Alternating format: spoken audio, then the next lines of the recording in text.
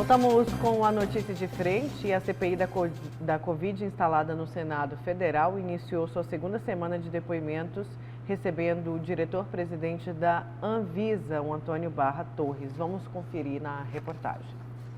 Questionado pelo relator sobre declarações passadas do presidente Bolsonaro, Antônio Barra Torres defendeu a imunização. Entendemos, ao contrário do que o senhor acabou de ler, que a política de vacinação ela é essencial. Nós temos que vacinar as pessoas.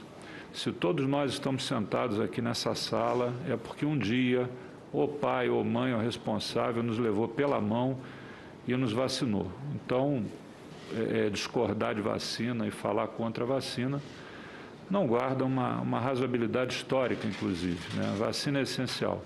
O diretor-presidente da Anvisa também defendeu o uso de máscaras e o distanciamento social e ainda opinou sobre o uso de medicamentos para o tratamento precoce da Covid-19. Até o presente momento, no mundo todo, os estudos apontam a não eficácia comprovada em estudos ortodoxamente regulados. Então, até o momento, as informações vão contra a possibilidade do uso na Covid-19. Essas que falei. Qual é a sua posição sobre o tratamento precoce da doença?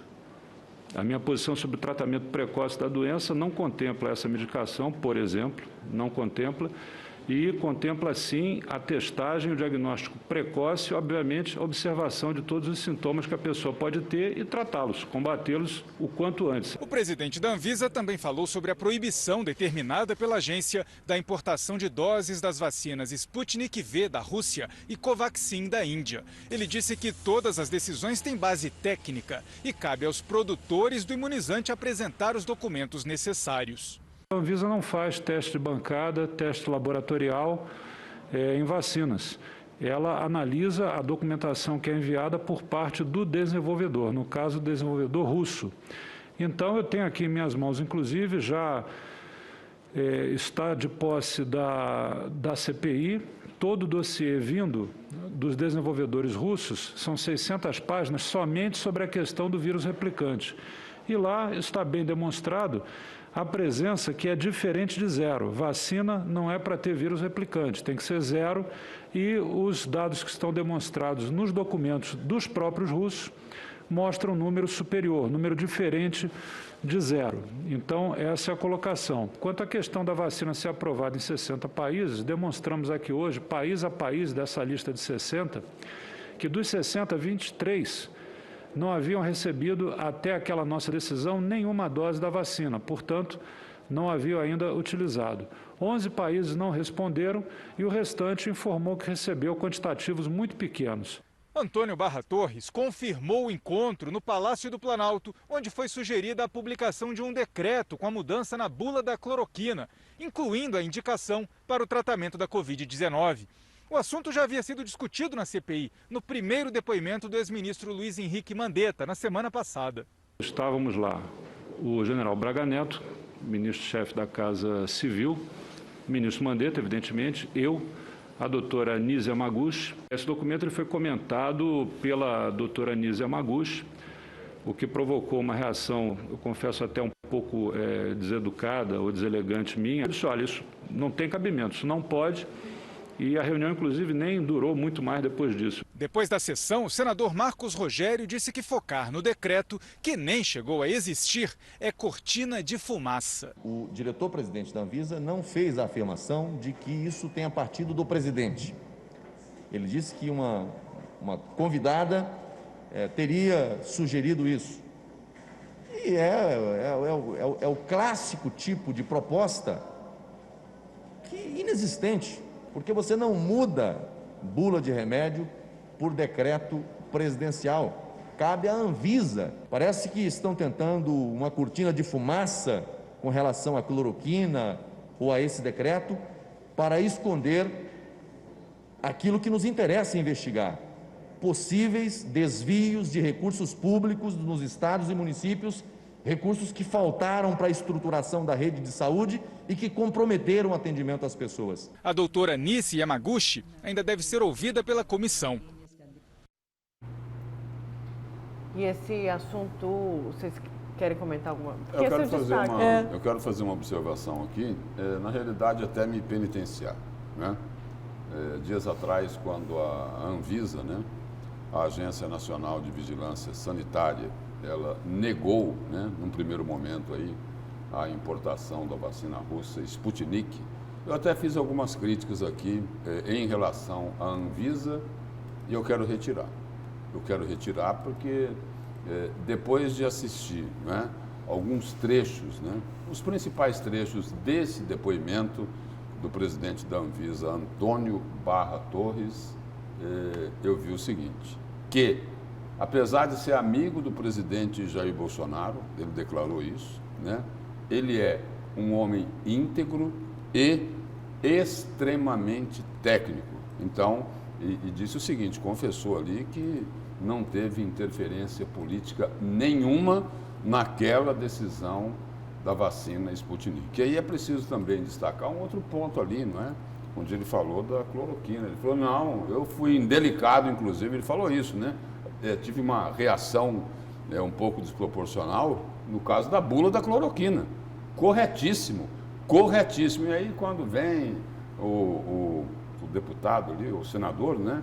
Falando, isso daí é cortina de fumaça. Espera aí, quem criou essa cortina de fumaça não foi a CPI da Covid, a CPI da pandemia. Quem é que vem defendendo a cloroquina faz muito tempo? Quem é que gastou dinheiro do Ministério da Saúde para comprar um medicamento que não tinha comprovação científica, para investir nesse tipo de medicamento, virando as costas para a vacina? Então é o seguinte, o presidente da Anvisa, ele colocou isso de forma muito clara nesse depoimento que a gente acabou de assistir aí. E que agora você vai fazer a análise também do... Meu destaque é exatamente sobre essa questão, esse depoimento do presidente da Anvisa, Antônio Braga Torres. A meu ver, o mais sensato de todos os depoimentos até agora, né? E trouxe, sem dúvida, dois pontos bastante importantes para que a comissão da CPI da Covid possa analisar profundamente e possa investigar, né? É muito diferente do Mandetta, muito diferente do Taishi, muito diferente do Marcelo Queiroga. O presidente da Anvisa foi sensato, a meu ver, verdadeiro, e trouxe a informação que vai ser o tema pivô do debate com relação à questão se houve ou se não houve desvios de dinheiro público do enfrentamento à Covid-19, que é a cloroquina, né? É muito importante nós pontuarmos, inclusive dentro desse contexto todo, será ouvida a Anise Yamaguchi, ela que é defensora do tratamento precoce e ela está capitaneando também 1/3 dos médicos brasileiros que defendem o tratamento precoce, né? É muito importante nós separarmos a questão conceitual entre dois medicamentos. Uma coisa é a cloroquina, a outra coisa é a hidroxicloroquina, né? Existe uma diferença muito grande entre remédio e veneno, e a diferença está exatamente na quantidade da dose, né? A cloroquina, ela é altamente tóxica, né? E ela serve apenas para o tratamento da malária. A hidroxicloroquina é para doenças autoimunes, ou seja, ela é exatamente a hidroxicloroquina que boa parte dos médicos brasileiros utilizam e recomendam, em alguns casos, a aplicação, né, como indicação no tratamento à Covid-19. Então, tem que deixar bem claro isso antes mesmo que eu continue o meu destaque, né? E o presidente da Anvisa foi muito claro, houve sim uma interferência por parte do governo federal, nas palavras dele, né?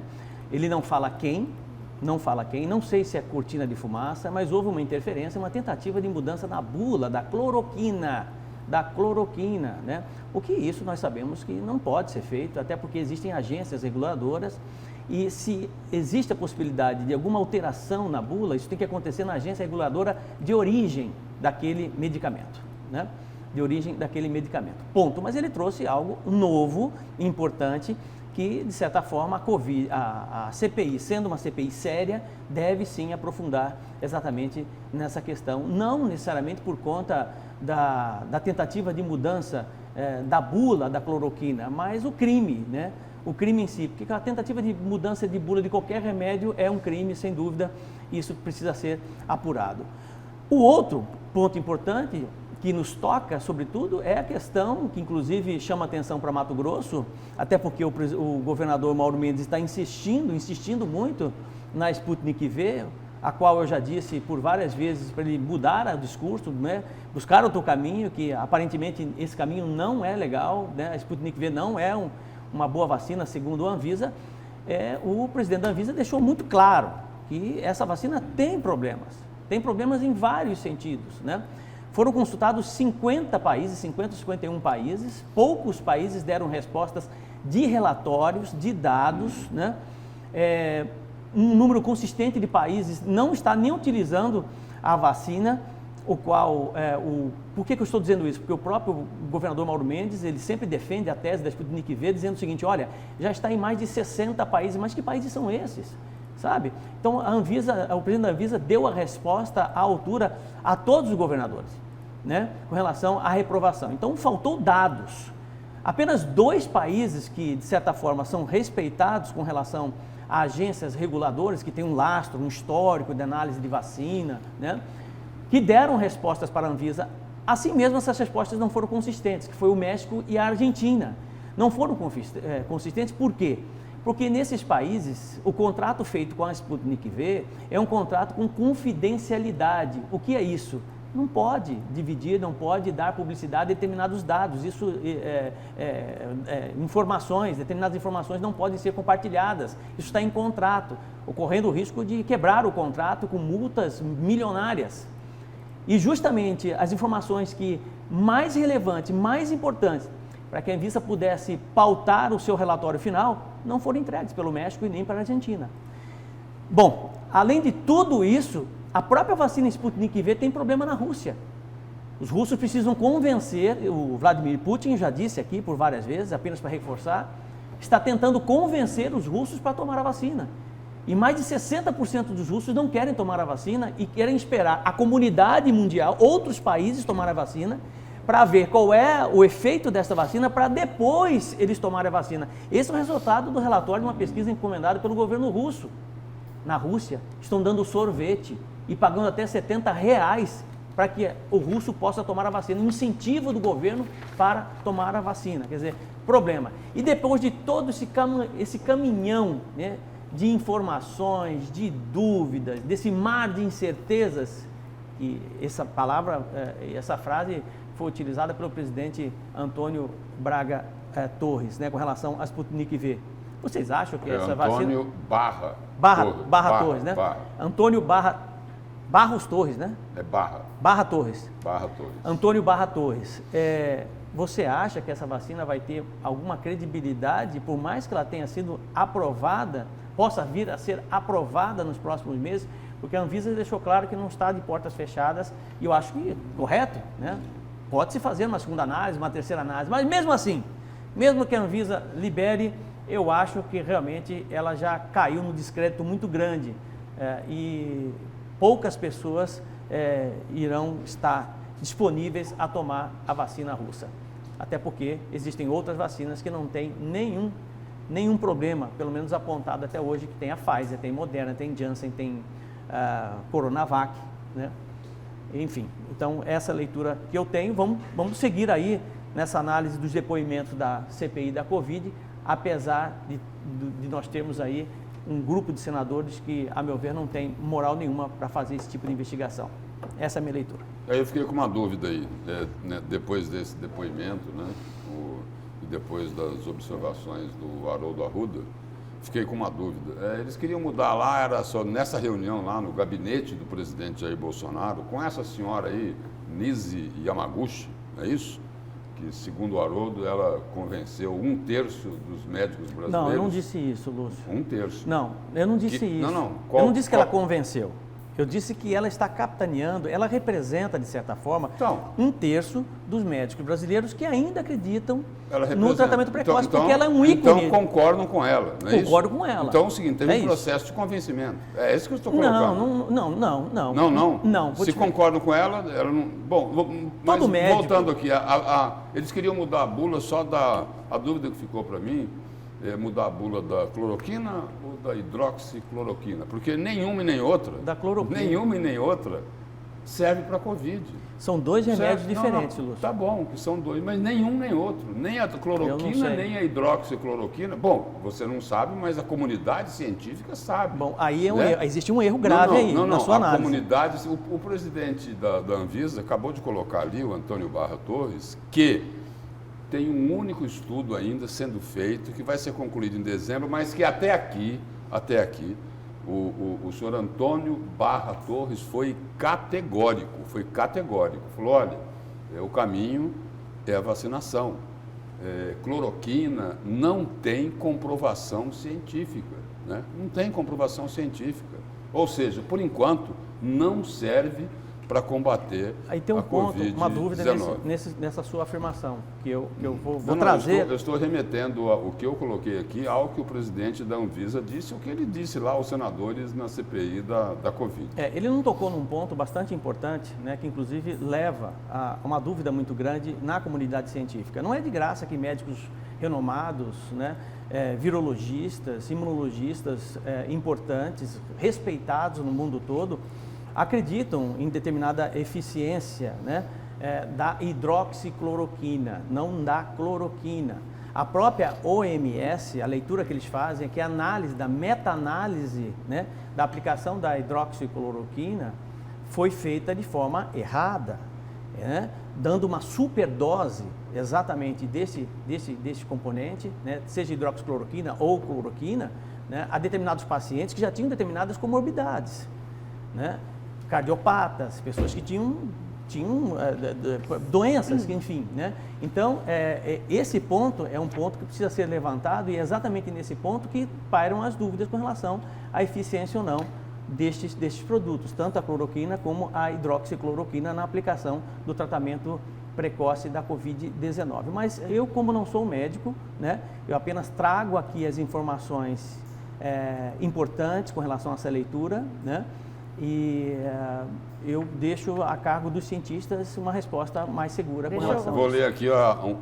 Vou ler aqui uma parte da bula da hidroxicloroquina. É indicado para o tratamento de afecções reumáticas e dermatológicas, artrite reumatoide juvenil, lúpus eritematoso sistêmico, lúpus eritematoso discoide, condições dermatológicas provocadas ou agravadas pela luz solar, né? E também o seguinte, é muito aplicada, né, a hidroxicloroquina no tratamento da malária, né? E o seguinte, lá para os índios Yanomami, falta a cloroquina e a hidroxicloroquina, né? E aqui estão querendo distribuir ela, ou queriam distribuir, para combater a Covid-19 no lugar da vacina. Bom, gente, tem muita gente participando, o pessoal aqui falando, um terço, são 30% aprovam, 73/4 não aprova a cloroquina. Mudar a bula é crime. Quem autorizou a doutora estar presente na reunião, se não foi o ministro e nem o presidente da Anvisa, quem foi? Bom dia, Nayara. Fala para o Lúcio me falar uma vítima da cloroquina que eu mostro para ele, milhões de pessoas que morreram vítima da corrupção. É o Jackson. Bom dia, bancada. Professor Haroldo, qual sua posição hoje da cloroquina, já que lá atrás você defendeu o uso dela? Eu defendi o uso da... Existe uma confusão muito grande, né? Vamos deixar bem claro, inclusive eu fazia uma confusão nesse sentido, né? Eu não sabia, eu confundia hidroxicloroquina com cloroquina e fui alertado por um médico amigo que disse, Haroldo, são duas coisas diferentes. A gente precisa pontuar isso. A cloroquina ela é utilizada para malária e hidroxicloroquina é utilizada para doenças autoimunes.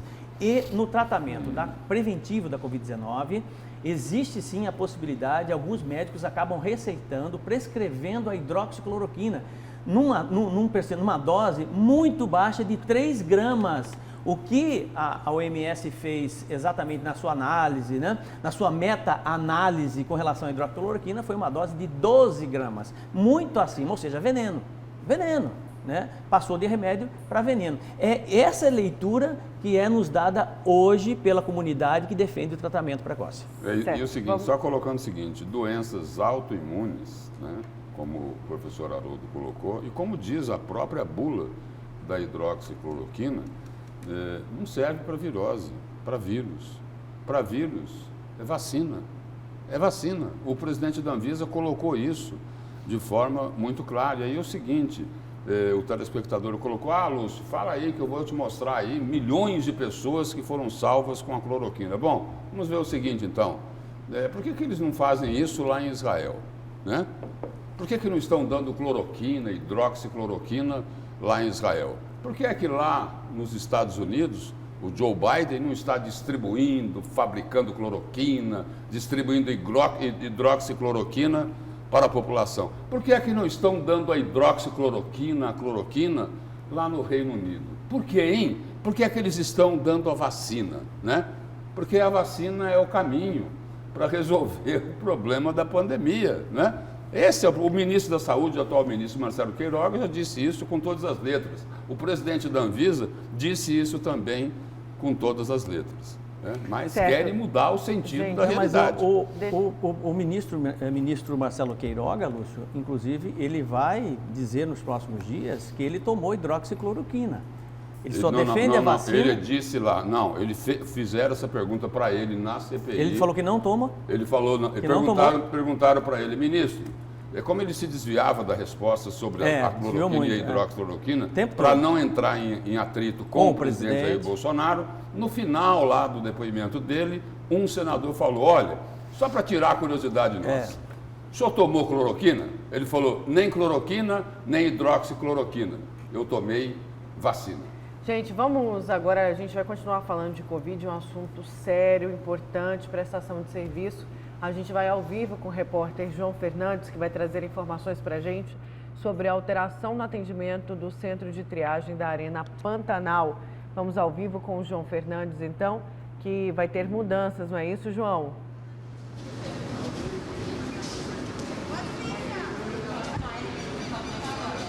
É isso mesmo, viu, Nayara? O centro de triagem aqui na Arena Pantanal, que funcionava de segunda a sábado, agora perdeu um dia, vai de segunda a sexta. De segunda a sexta, das 7 da manhã até as 5 da tarde. Comigo aqui um dos coordenadores do centro de triagem, o Enio de Souza Lopes. Com isso, com um dia menos atendimento também, né, Enio? Bom dia para você, obrigado por ter aceitado o convite de falar com a gente aqui. Bom dia.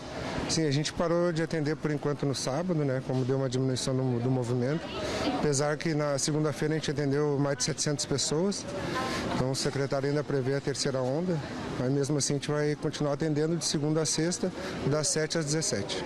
E o atendimento continua então todo dia com cerca de 900 pessoas por dia. É bom deixar bem claro que 400 senhas são distribuídas aqui na hora e o restante na internet, é isso mesmo, Enio? Positivo, são 500 senhas pela internet, né, no triage.gov e mais 400 senhas presenciais, né? Dessas... Então, pela internet é só entrar no link triagem.mt.gov.br, lá já agiliza e facilita e garante a senha também, o atendimento, né? Positivo, já sai agendado o horário para vir para o atendimento aqui, né? E daí são 500 senhas lá e normalmente sai todas, né? O pessoal está tendo uma procura bem grande aí. Uma notícia que deixou muita gente preocupada nessa semana, Enio, é que o centro de triagem aqui na Arena Pantanal, que tem atendido muita gente desde a implantação desse sistema aqui, cerca de 160 mil pessoas já passaram por aqui, foi a informação de que esse centro seria extinto, fechado. Isso realmente vai acontecer, né? A gente pretende que a pandemia dê uma recuada, né? Mas a princípio a gente vai passar essa obrigação para os municípios, né? Para o município poder atender com diminuimento do movimento. Mas vamos ver que a gente ainda está atendendo bastante, ainda não tem uma previsão de fechamento ainda. A gente vê que o número de novas pessoas contaminadas tem diminuído bastante, leitos também, e isso que trouxe essa possibilidade do fechamento. Mas com essa possibilidade de uma terceira onda, é melhor se precaver, é melhor esperar isso. Até teve uma diminuição na procura, mas a gente ainda tem muita gente grave, tem muita gente morrendo ainda. É importante ainda o distanciamento, é importante o isolamento social. O pessoal está aglomerando muito e a procura ainda é grande. Então, a gente tem dias que, por mais que tenhamos 400 e poucos atendimentos, a gente interna 6, 7 pacientes. Então, ainda então, o pessoal está ficando bem grave ainda. Porque a internação ela pode acontecer a partir daqui. Explica pra gente como que funciona todo o trâmite aqui dessa triagem. Se tiver constatado, se for constatado a Covid e dependendo do estado da pessoa, já é mandada para o hospital para internação? É assim mesmo? O intuito do centro de triagem é atender pacientes com sintomas leves, né? Sintomas mais graves, o paciente tem que procurar a unidade básica de saúde. Mas acontecendo do paciente vir aqui, a gente faz uma regulação, a gente tem centro de regulação aqui e, se necessário, a gente interna o paciente diretamente no hospital estadual, né? Metropolitano ou Hospital Santa Casa. E o resultado sai rapidamente, naqueles 15 minutos no máximo? Aqui o paciente vai pegar a senha, no momento que ele entrar, vai passar pelo acolhimento, os sinais vitais para entrar, triagem, cadastro. O teste é 15 minutos, teste recolhido aquele nasal, né? E normalmente ele não erra, né? 2 dias de sintomas ele já constata se está positivo ou negativo. Então, em 15 minutos, hoje em dia, em 40 minutos, o paciente está saindo aqui com o resultado, com tudo, medicação se necessário. Obrigado pela participação, obrigado pelas informações, viu?